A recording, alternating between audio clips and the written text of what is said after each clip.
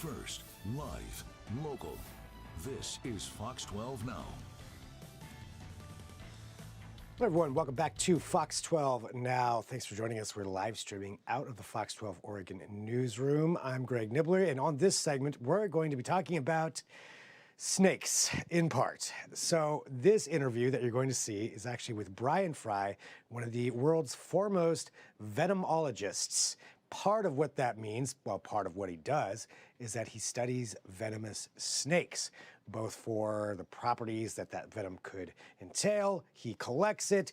It's pretty wild what he does there. But also, he is a part of another show, not just our show for this interview, part of a show called Pole to Pole, now out on Disney Plus, featuring Will Smith, yes, that Will Smith, traveling around the world to all 7 continents and doing different things on each one of those. And one of the things he does is he actually travels with Brian to the Amazon to search for giant snakes.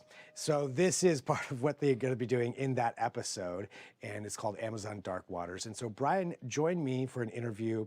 This was actually pre-recorded. Joined me to talk about that. For context, he is actually at an Australian airport. He lives in Australia now. During this interview, waiting for a flight to go to a zoo to milk venom out of snakes. So we discussed that. That's kind of the backdrop of what we're talking about, but we talk about his career, talk about Portland, because he used to live in Portland, went to Portland State University, and on top of that, he's now part of this show. So let's jump right into it. Here's Brian on Fox 12 Now. Brian, thanks for having time to join us here today. And I know that you're on the road right now. Just to explain your backdrop, can you tell us where you're at? So I just flew down from Brisbane to Sydney this morning. I'll be down here just for the day to milk about a half dozen eastern brown snakes for their venom, and then fly back up so I can pack for the family camping trip into the rainforest. Wow, there's so many things there of what you just said. Okay, I gotta know, you're a venomologist. Is that the correct term?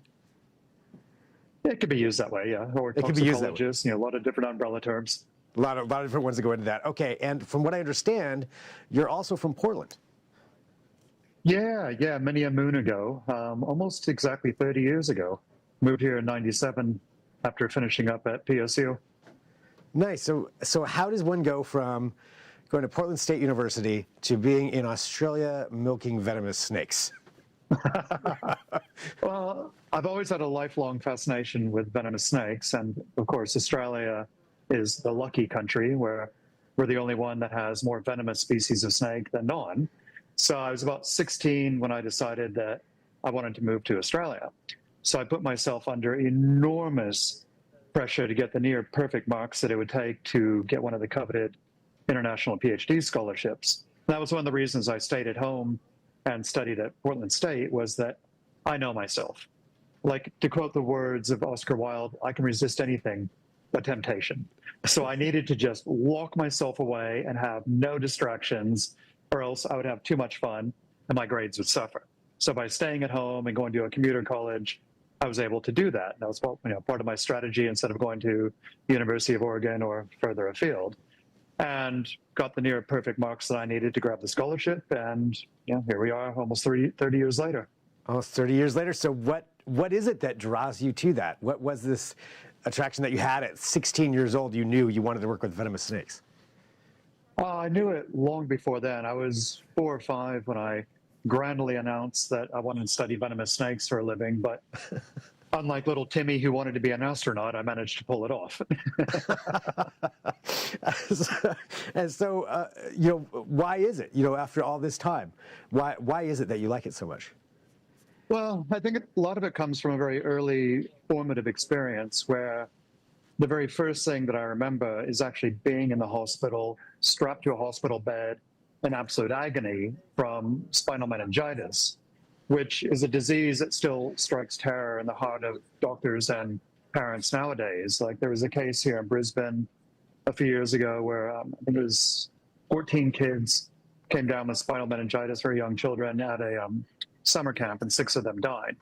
So I caught it when we were living in Washington, D.C., because my dad was in the U.S. Army, so we lived everywhere: Florida, D.C., Nebraska, Texas, California, Portland, all over the place.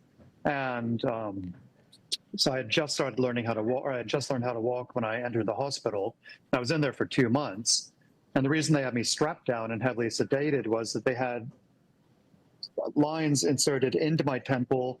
I've got matching scars like Frankenstein's monster, and also cut into the inside of both of my ankles to insert tubes there. And I kept pulling them out. I've always had a very high tolerance to pain and a very low tolerance to being restrained. So they had to just sedate me and literally strap me down.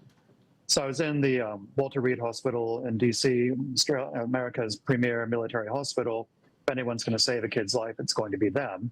So I was there for 2 months, came out so damaged that I had to relearn how to walk all over again, and also came out completely deaf in my right ear. It's a permanent reminder of these invisible substances that can absolutely change your life's trajectory permanently.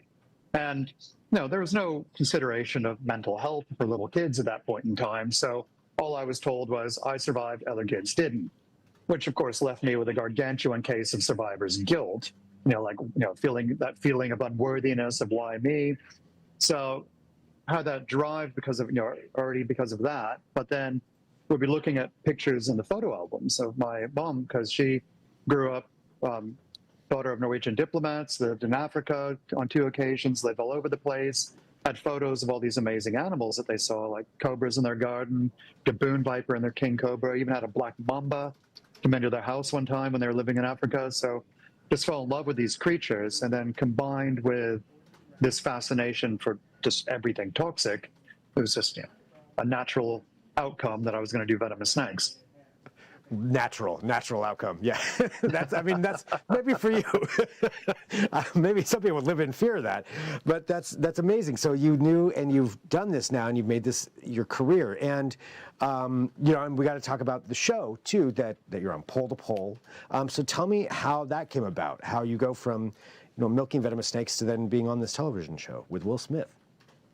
Oh, I would say it's the outcome of many years of a steady campaign of shameless self-promotion. I understand that. And being good at my science, where I've published over 300 papers, including in multiple articles in the elite journal Nature. I've written 2 books. Prior to this show, I've already been featured in over 200 nature documentaries. So I've worked very hard for a very long time. And all fueled by this just childlike wonderment for these toxic and I think much maligned animals that I find so fascinating. And what was that experience like, working on this? Oh, it was awesome. Will's long been my favorite actor, and he's as much of a smart aleck as I am. So much of the riffing that we had back and forth will never make it to air unless Disney comes up with a Disney After Dark version. Like I remember one that had him just bent over in laughter and the director just shaking his head again. We were in the Teos cave and we're wading knee deep in bird crap, because it's a cave that's used for breeding by the oil birds. So it's got these Olympic swimming pool sized just deposits of bird crap that we had to wade through. And I turned to Will and said, the only thing worse than being covered in bodily fluids is being covered in bodily fluids that aren't your own. And the director was like, Brian, it's Disney. You can't say that. So they need a Disney After Dark version. But no, Will was a riot, but also he has a genuine drive to promote science and nature. Even though he's a city boy, he's absolutely fascinated by it. And like I had previously seen Welcome to Earth, the series, that was the antecedent to this one, some of the best science communication I've ever watched. And you can see that he genuinely wants to be an advocate this way. And it's not his first rodeo with snakes, where his daughter Willow's got a really nice collection of red-tailed boas from South America, as well as some huge tortoises. So, he was saying like, she would come down to the breakfast table, them around her shoulders. Like, it's clearly accessorized well. I do want to see the After Dark version. That has to happen now. But otherwise, for this episode, what can people expect that are going to be watching this? Watching you and Will explore the Amazon, I believe. I would say one of the things that would be the most unexpected would be how basic ecological studies can have profound impacts on human health. So what we were doing with the Wairani was testing a theory that I had that the green anaconda is two species, as it turns out, and the northern green anaconda is unique in that females are the giant leviathans that you think of when you're thinking anaconda, these 18-foot, 300, 400-pound giants of the lagoons. But you wouldn't even recognize the male as being the same species, and perhaps not even recognize it as being an anaconda. They're only about 8 to 10 feet and only about 40 to 50 pounds, and they're built more like an eel. So the idea that I had was that the females are feeding way down on the food chain. So they're eating things like deer, so your primary grazers, while the males are predators of other predators. So they're eating predatory fish, crocodilians, turtles, frogs. So we know from, unfortunately, we have a lot of data about oil spill chemicals interact with the ecosystem, that they enter in first with the plant matter, and then your grazing animals like your pleco fish, your algae-eating fish, or your grazers like deer, enters into the food chain then, and then moves up the food chain, gets biomagnified at each trophic level. So the hypothesis that I had was that if there were these really horrible chemicals, particularly the heavy metals like cadmium and lead that have entered the food chain of the Wairani's lands because of the oil spills that have washed downriver onto their lands, that we could use the anaconda as an indicator species, that if they were entering the food chain, they should be in much lower concentrations in the female than the male. And depressingly, that's exactly what we found, that the two worst endocrine disruptors with the biggest impacts on fertility, biggest causers of miscarriage, biggest causers of birth defects, or biggest causers of developmental disorders in young children or young animals, cadmium and lead, were in over 1,000% higher concentration in the male anacondas than the females. So here we have a direct link from basic snake taxonomy, where this is a unique species of anaconda. Great, it's got some headline material, but other than a snake enthusiast, most people aren't going to care really for very long. But we're able to use this novel species because it's got that unique sexual morphology difference as a sentinel to predict human health impacts, because the Wairani are feeding on the deer. They're also feeding all the way up the food chain, all the way onto the caimans and predatory fish. So that allowed us to design immediately a wild food safety guide with a particular focus on pregnant women and young children. This is why, like with our two children, the first thing that in each case, after the doctor said congratulations, was to say to my wife, stop eating tuna and stop eating salmon. This is a warning the world over, because we know those giant predatory fish bioaccumulate and biomagnify heavy metals like methyl mercury. So it's a prudent thing to say to the Wairani, for the particularly pregnant women and young children, stop eating these particular fish during these times, because there's no safe exposure level to a developing baby or to a very young child. Wow. And you were able to gather that information, and then, taking that from this study of nature, this unfortunate interaction from humanity, but then also protecting humans at the same time, and bringing all of that into one, bringing all of that together. Yeah, it shows the interlinking of it all, that, we need basic ecology research because it has fundamental, immediate, real world, tangible applications to human health. Fascinating. I can't wait to watch this episode. And the forthcoming After Dark version. But with for somebody out there, say there's somebody here in Portland right now who wants to study venomous snakes or whatever it may be. You figured out how to buckle down and do this. What's the recommendation that you would have to them? Use your passion as a fuel. Make being obsessive a competitive advantage, not a disorder. I like that. Is great. I like that. That's fantastic. That's actually my lab's motto. I'm going to repeat that with full credit. Well, Brian, thank you very much. For having time to join us. You're from the airport. You're getting ready to go on your trip. Are you going to be around venomous snakes for this trip? Well, so I'm in Sydney. I just literally arrived 20 minutes before we started. So I had to grab my baggage and find a quietish corner in the Sydney airport. Now I'm going to go hop into a taxi, head over to a local zoo, milk a half dozen of Australia's most deadly snake. It's a snake that kills the most people in Australia each year.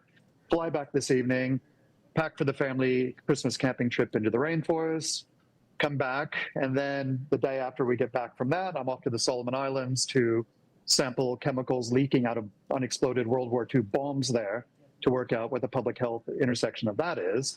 And then the day I get back from that, I fly off to Dubai and London for promotional work for the Pole to Pole series. And then I come back end of January, and I'm taking semester one off to be there for our infant son, Owen, and just spend the term playing with him and getting to know him. It's just an ordinary day, just an ordinary life right there. Yeah, from sampling bombs to being Mr. Mom. Yeah. Well, Brian, thank you. Thanks so much for having time to talk to us. Really, really appreciate it. I'll get back to the airport and getting to the zoo for the snakes and everything else. And really looking forward to seeing this episode. And just, yeah, man, this is awesome. All right. Thanks, mate. All right, thank you to Brian. Again, Pole to Pole is on Disney Plus with Will Smith, featuring Brian Fry there from Portland, Oregon to the Amazon and Australia and all those other places that he just mentioned. Pretty fascinating stuff. So for those of you attending Portland State University, you could be a Brian someday if you want to work with poisonous snakes like that, or venomous snakes, excuse me. None of it. Absolutely not for me. But anyway, thank you for joining us. This is Fox 12 Now. We cover a wide range of topics here, as you know, if you've been watching throughout the afternoon. We've got more coming up here at 3 o'clock. We're going to talk to Oregon State University about a new app that is out that will actually help you go through the forest. I've got it right here. It's Hopkins Demonstration Forest. So it's a way to utilize technology with nature and to really help you understand what it is that you're going through. So we're going to discuss that and what this means and how you can take advantage of it as well. So that's coming up at 3 o'clock. For right now, we're going to take a quick break, which means we'll go back to our local news live coverage. We will switch it up here for just a second. So that'll be what's on your screen. And then I'll be right back at 3 o'clock with more on this.